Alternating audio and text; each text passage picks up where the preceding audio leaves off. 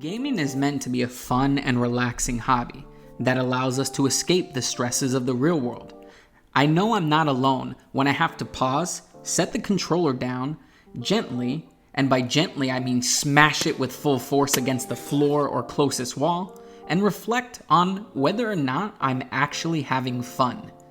Using my wealth of gamer knowledge and experience, I have coined the term gamer masochist, which means you are simply an asshole, an average gamer who is playing games way above their skill level, but refuses to give up, as it is the ultimate sign of defeat, knowing some shitty pre-programmed asshole boss continues to get the better of you despite hundreds of attempts. So today, let's jump right into the 9 games that nearly broke me, caused me to forget that I am a grown man and that tantrums are just not acceptable.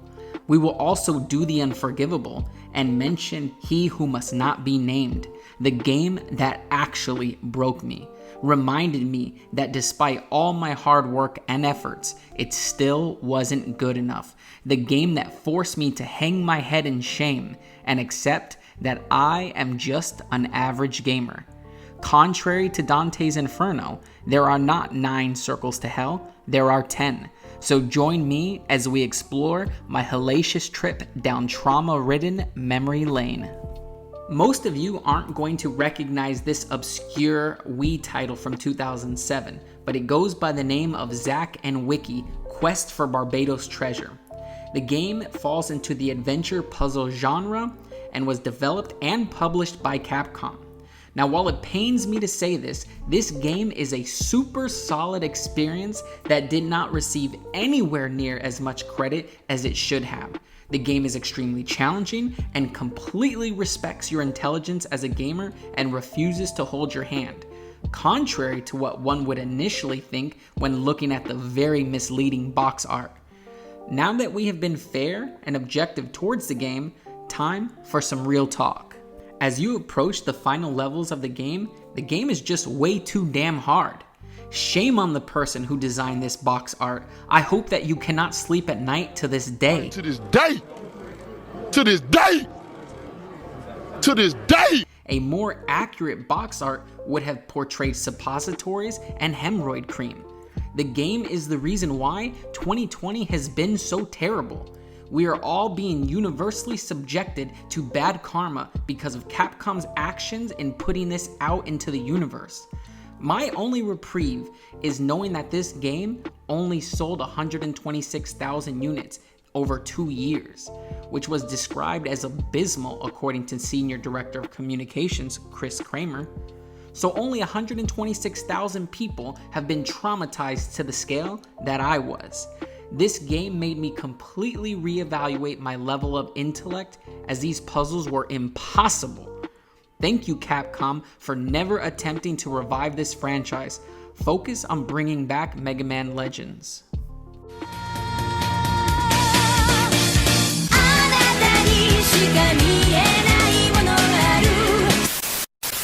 The same repulsive human being who handled the art direction of Zack and Wiki must have played a huge part in the artistic design of this next offender. That is 2017's Cuphead. This is a run-and-gun video game developed and published by Studio MDHR. Its art direction was inspired by the rubber hose style of animation used in cartoons of the 1930s. The game is an absolute masterpiece and, in my opinion, was one of Microsoft's best console exclusive ever. That is, until they let it slip away, with the game ultimately coming to all consoles. This game came so close to breaking me. I died over 949 times, and those are just registered deaths.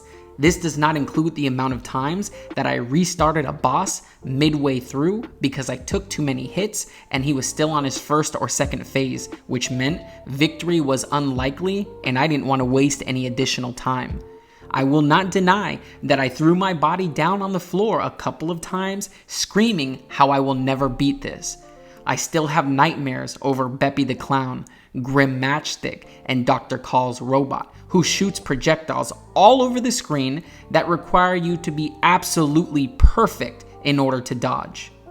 The art design of this game is a complete lie and misrepresents information more than a certain politician who will remain unnamed. Alas, I would conquer this game, and there was no greater satisfaction than uninstalling it into the digital abyss. Just as Kratos crawled his way out of hell countless times, I should have known that I would be doing the same thing when I put 2018's God of War on the Give Me God of War difficulty. Having already beat this game on its initial hardest difficulty offered at launch, I felt ready to dive back in, now that a newer difficulty option had been unlocked. This was a very costly mistake, both mentally, emotionally, spiritually, and financially, as I broke 2 controllers fighting against the Valkyrie Queen. This difficulty doesn't simply make the game harder, it completely changes the way that you must approach the first 6 to 8 hours of the game. You are so weak that close combat is simply not an option at all. I spent the entire first 6+ hours throwing and retrieving my axe. I looked ridiculous. I should have known it was a mistake when during the first combat encounter, where they are attempting to teach you the combat mechanics, culminated in me taking a 40-minute beatdown. A normal person would have taken this moment to walk away. Not a gaming masochist. These idiots have something to prove. So let's talk about the singular moment that almost broke me, and that is the optional boss fight against the Valkyrie Queen. Beating her is the ultimate test of applying every single skill and battle tactic you have learned over the length of the game. Prior to battling her, you must defeat the other 8 Valkyrie. What makes the Queen so difficult is that her move list encompasses nearly every attack and movement of the previous 8 Valkyrie. Due to this, your brain needs to be able to respond nearly instantly to the subtle tales she gives off and respond accordingly. With such a massive move list, tons of unblockable attacks, and a damage output that could kill you in under 5 hits, this boss battle would take me over a week and easily 300+ deaths.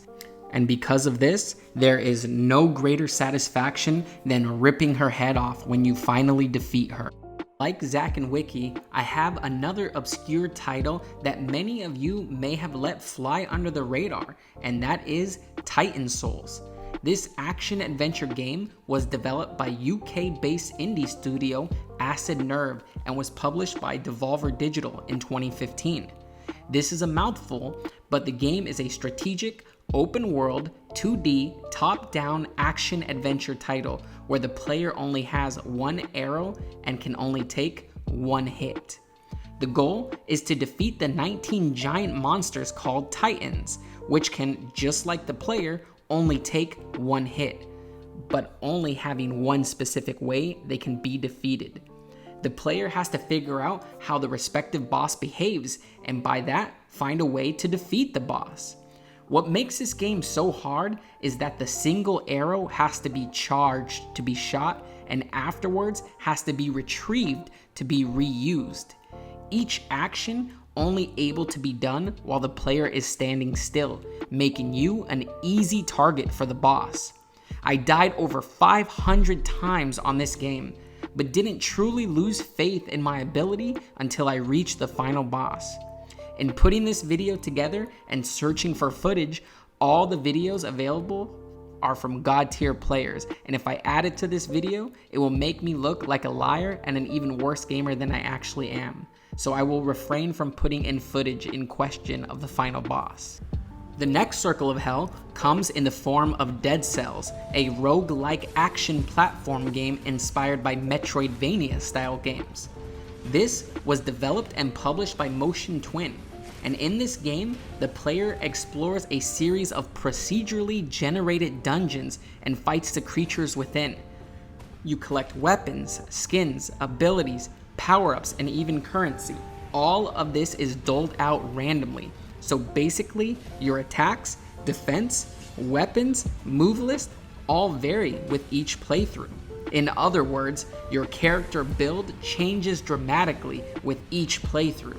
So what makes this game so painfully excruciating? Well, like the roguelike genre implies, dying means you completely lose all of your progress. It doesn't matter that you just spent 45 minutes getting to the final boss with what you felt was the best character build you ever had.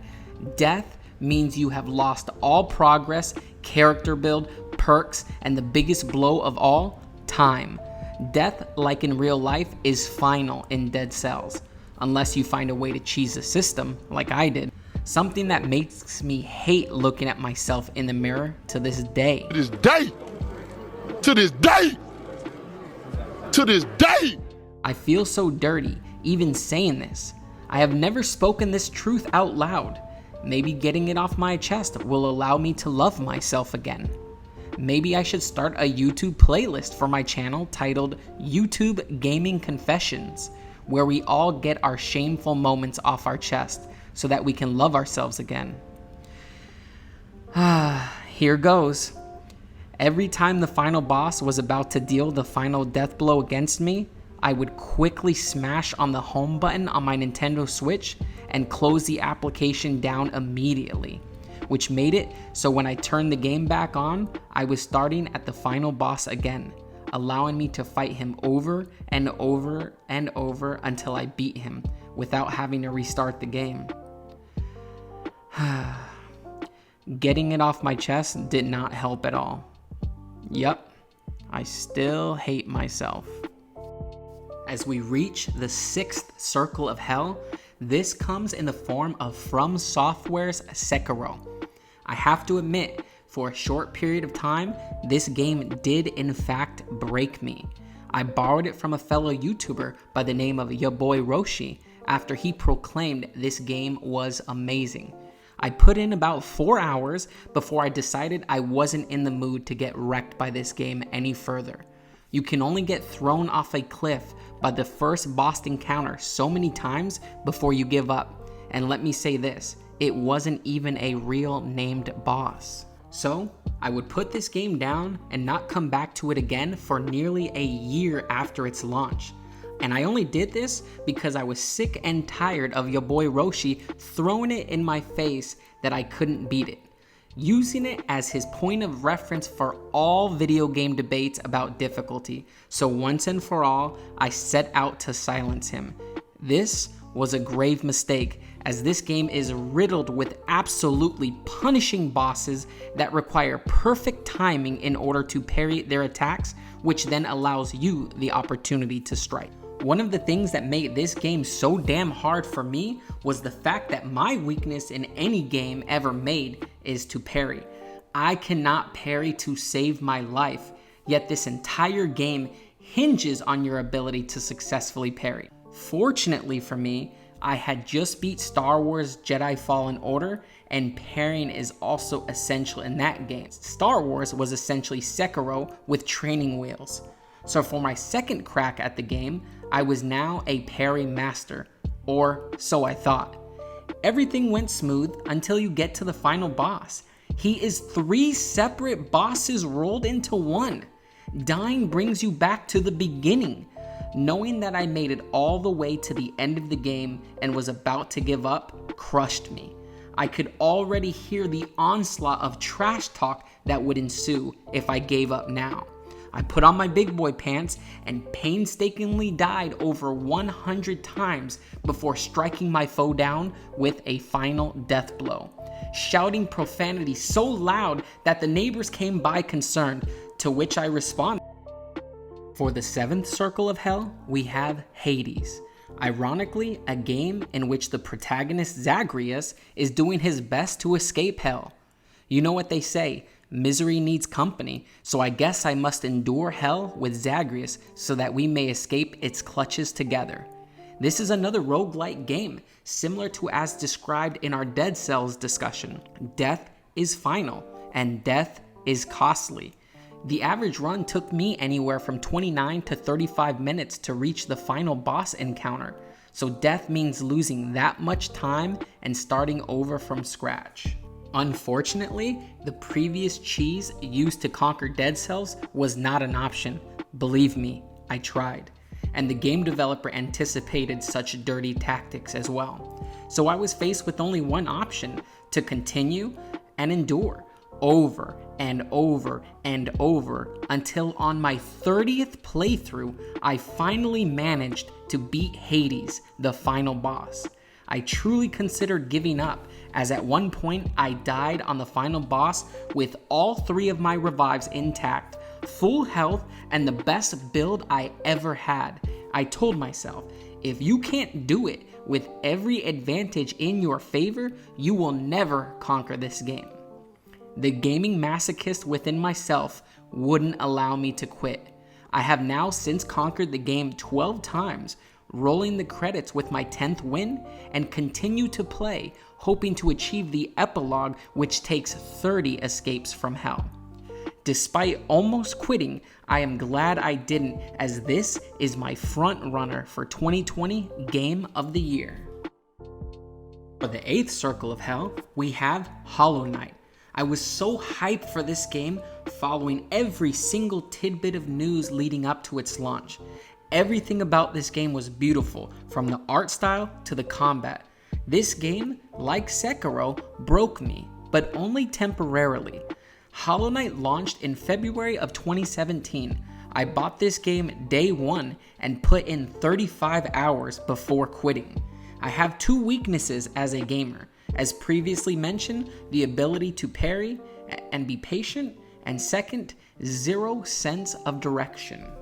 This second weakness is a major problem when playing a game like Hollow Knight, a Metroidvania style game whose entire premise hinges on exploration. The game does not hold your hand or tell you where to go at the appropriate time. I spent endless hours wandering aimlessly looking for my task, only to encounter obstacles that I did not have the necessary skill to unlock or proceed through. Being constantly lost did nothing but make my rage meter max out, so I did the only possible thing any reasonable gamer would do. I smashed L3 and R3 simultaneously and went ham on my Nintendo Switch. It won't be for another 3 years in 2020 that I picked up the game again amidst the lockdown. This time I'll take my second shot at it, with my lovely fiance by my side functioning as my navigator. Together, we conquered Hollow Knight. Also, screw this guy.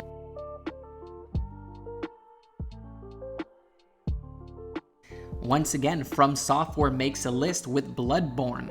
This is a punishingly brutal game that requires twitch response, boss pattern recognition, and of course, managing your character effectively so that you are at the appropriate strength for each boss encounter as you reach them.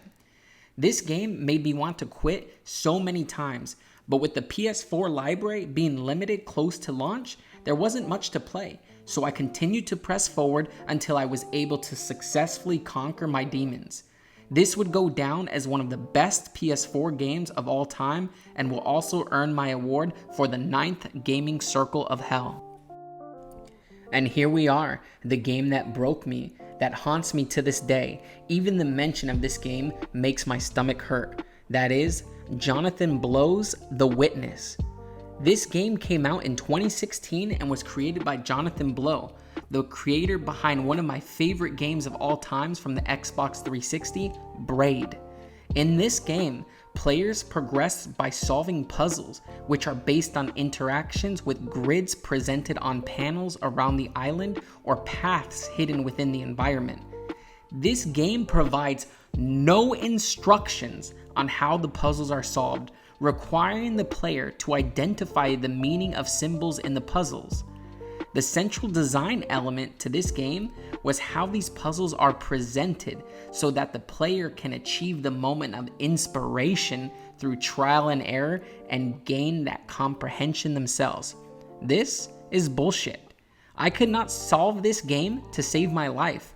I bought this game on day one, gave up, and nearly 4 years later took another attempt at it, making it further the second time, but hitting the wall and ultimately deciding this game is not worth it. This was a very painful defeat, as not having the skill to beat a game is one thing, but being too stupid to figure out a game is demoralizing on an entirely different level. I will never ever beat this game as long as I live. If I was in a life or death situation where my ability to continue to live hinged on completing this game, thank goodness I have great life insurance policy and the people I love will be well taken care of. I don't know who is responsible for hurting the creator of this game the way they did. All I know, it must have been bad for him to put this out in the universe. This will forever go down in history as my biggest gaming regret. The only game that has ever bested me. I wouldn't wish this game on my greatest enemy. There you have it, guys. 9 games that nearly broke me and the one that finished the job. I hope you enjoyed this content. Please like, share, and subscribe. Don't forget to hit the notification button. And always remember, with great power comes great responsibility. Until next time.